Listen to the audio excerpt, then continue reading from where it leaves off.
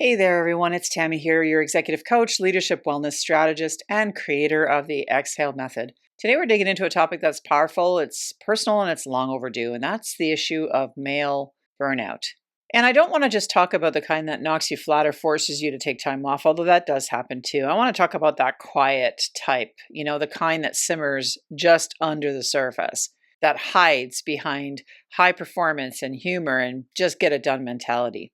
The kind that slowly disconnects men from their health, their purpose, and their relationships.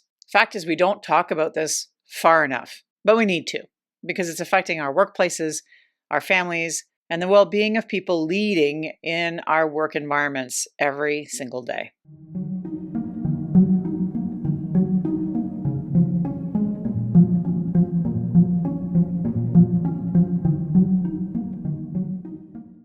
So the first thing we want to do is try to identify what burnout looks like in men, even when it's not obvious, because it doesn't always look like collapse.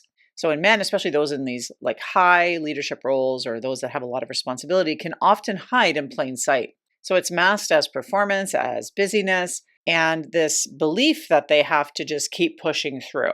So here's a few things that I see in men, well, in my coaching clients generally, but in men in particular. The first thing is that they just keep pushing. So burnout in men often looks like more work, not less. Long hours, overcommitment, and a direct refusal to rest. They need to be useful or reliable. It becomes their shield, their defense mechanism almost. They feel safer to stay busy than to admit that something might be off because that might show weakness, and they don't want to show weakness. Another way of seeing it in men is that they get short-tempered or shut down. So instead of naming the sense of overwhelm that they feel, they'll become irritable. And at times, it can go the opposite, where they not only are irritable at times, but they become emotionally flat or withdrawn, especially with those that are immediately in their circles, like their family and friends. So burnout essentially hijacks their emotional access. What little access they already had is then completely inaccessible, and then they shut down. The world feels like it's way too much, so they disconnect to survive it. The third thing is their body starts to speak to them, and this is something that I often hear from clients. Things like persistent fatigue or headaches or jaw tension or digestive issues like heartburn, or people will complain about having chest tightness or heart palpitations. One of the biggest things I also see, and this is pretty much in every man that I've ever worked with that has some form of burnout, was insomnia. That getting up at 3 o'clock in the morning with cycling thoughts about something that happened the day before that they simply cannot get over, and they can't get back to sleep. And there's a number of other symptoms that can come up with the body speaking to them, but these are sort of like the most common things that we'll see. At times, this will send men to doctors' offices when they actually agree to go, but burnout is rarely named the underlying cause of this. They'll come up with some other reason why men are feeling these things. So this next point, while similar to the numbing piece that I talked about earlier, the thing that they'll often do is that they'll pull away from the people that they love and care about. So there's nothing left in their emotional tank. And so connection suffers. They seem less engaged, maybe a little distant or avoidant. And it's not because they're not interested. It's because they're running on empty. And finally, they'll numb instead of recover. So the use of alcohol is increased, or maybe there's late night scrolling, or maybe they are training excessively at the gym, working even more, spending a lot of time on the golf course, that kind of thing, in absence of family time. These become survival strategies. But these strategies, some healthier than others, all they do is delay the recovery process and deepen the burnout loop. And the hardest part about all of this, and it's something I see with my clients, and I've experienced myself personally. I mean, I'm a woman, but what I've experienced this part of it is all of these patterns are typically rewarded in our highly capitalistic world that we live in right now. It's because high performance or high activity or increased workload, all of that is rewarded.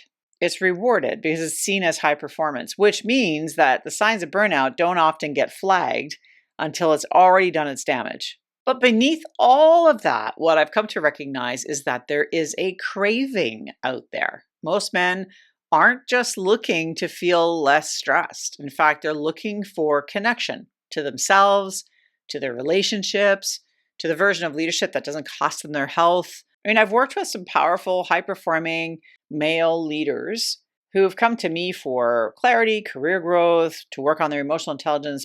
And what they found working with me was permission, a space to be real, to stop performing, stop the act, right? To feel again.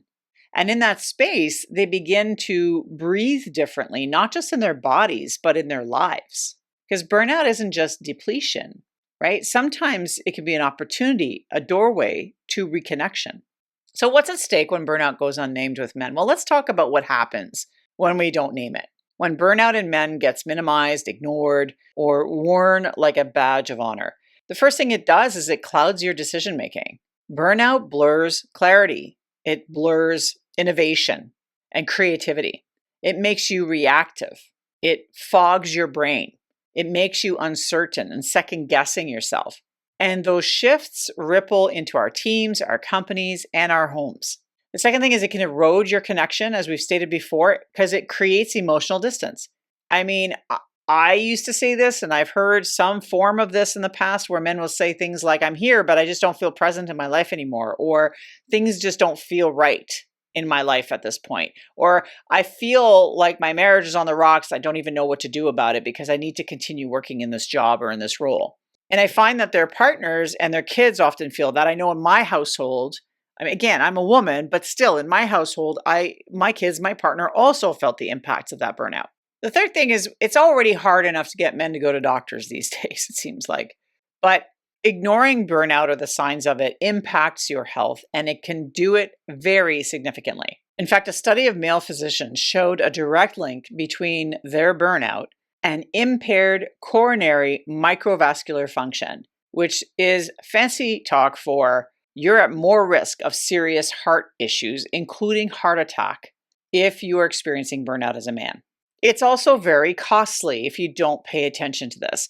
Financially, it has a cost, yes, but more than that, burnout costs time, it costs relationships, and it costs creative potential. The physician burnout issue in the United States alone is an estimated cost of $4.6 billion annually in lost productivity.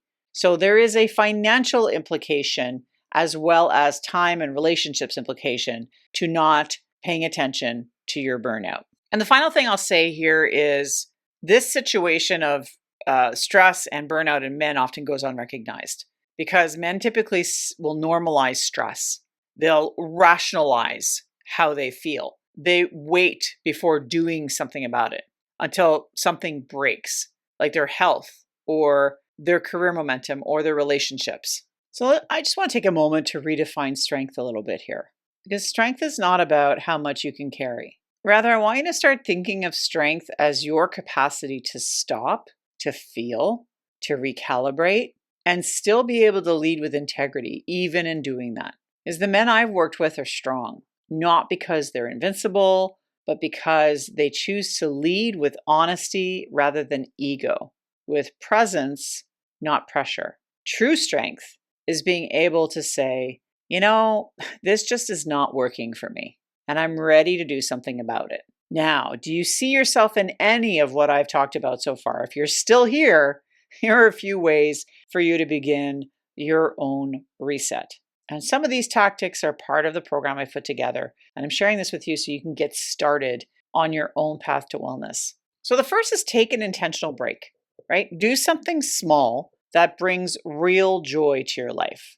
Be that a walk, music, a reconnection with somebody you love or you care about or that you haven't seen in a while. Anything that is intentional in that way matters. It helps to raise your vibration, so to speak. The second is protect your time. Pick an off-ramp. No email after dinner. No work texts on Sundays. No work texts when you're with your family. Start with something, though, that you can stick to, that you can manage. As part of that, protect your time. Take a look at your calendar. What is it in your calendar that you can eliminate, delegate, give to someone else, stop doing? The question I often ask my clients is, and it's a powerful one, is if your calendar could talk to you, what would it beg you to stop doing?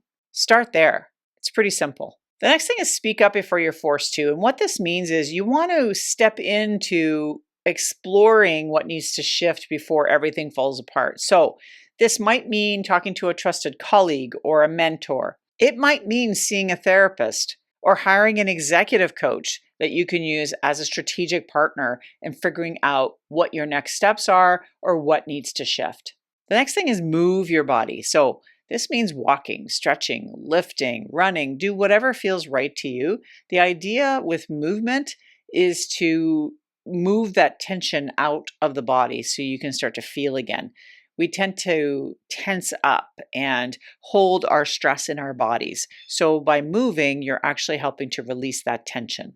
The next piece of advice I'm going to suggest is that you reconnect with people who help you to drop your armor. So these are those who know the human underneath the title, the ones that really know you for who you are, who you trust, and who bring you joy.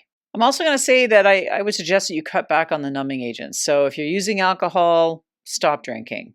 I mean, find mocktails, find alcohol-free beer if you want the feeling of drinking, but alcohol is a toxin and it messes with your neural pathways and with your biology, and it kills off your liver. So do yourself a favor. When I was burned out and I was drinking pretty regularly as a numbing agent, I stopped drinking, and the reason I stopped drinking is because my body was starting to reject the toxin, but more importantly, it was affecting my mood. And so when I gave it up is when I found that I was able to stabilize my mood much, much more easily. So if you're numbing with alcohol or drugs, do yourself a favor. And if you're not able to do it on your own, get help. Any distractions to cope, figure out what those are, whether they be shopping, excessive time at the golf course, whatever it is. Just look at what you're doing to numb without judgment. Don't judge yourself, but look at alternatives that are maybe more inclusive to those that you love to have in your life or that are supportive to you in a healthy manner. And finally, I'm going to say that you need to sleep, to fuel, and to hydrate like your leadership depends on it. Because quite frankly, it does. If you don't take care of yourself, you are not going to be an effective leader, full stop. And I want to invite you, if you're listening and thinking, hey, this is me, I want you to know that you are not alone in this. You don't have to keep surviving like this. There are people out here who want to help you out. So for me, I have the Excel method. It's a signature coaching program that I've designed, right, for leaders just like you who want to recover from burnout, reconnect with parts of themselves that they've had to suppress to survive. I've supported men and women who've come in exhausted and numb and uncertain, and I've helped them rebuild themselves a little bit, find some calm, some clarity, some direction, some capacity, sometimes realizations about things that they're willing to let go of and things that they want to bring into their lives. So if you're ready to just stop holding it all in, I'd love to walk you through that journey. And finally, if this episode resonated with you at all, be sure to like, subscribe, share it, do all those things because it's completely free and it really does help get this content out there. Share it with a friend, a partner, a colleague who's been carrying too much. You can find me at executiveexcel.com and connect with me on LinkedIn. I'm there too. And we can also get together on a call. There's links to my calendar. You can book yourself in for a no pressure, no pitch conversation to just have the space to breathe and be real. You do not have to keep surviving. I'm going to say that again. You do not need to keep surviving, because you deserve to feel good. You deserve to lead with heart. You deserve to live a life that is not feeling so heavy. Thanks again for listening to the Executive Exhale podcast. And until the next episode, folks, stay grounded, stay inspired, and remember to exhale.